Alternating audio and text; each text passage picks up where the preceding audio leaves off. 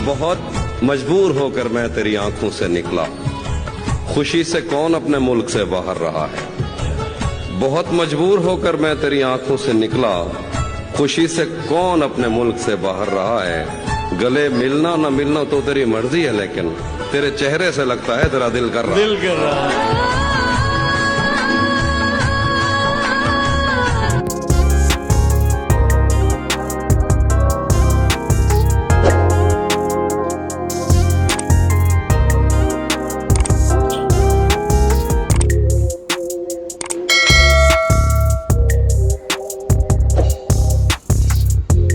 लोग बसते हैं समंदर से, लेकिन हम तुम्हारी आंखों में डूबने को तैयार हैं।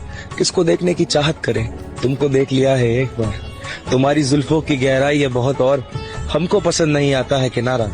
लोग कहते हैं चांद का टुकड़ा हो तू, हम कहते हैं चांद टुकड़ा है तू।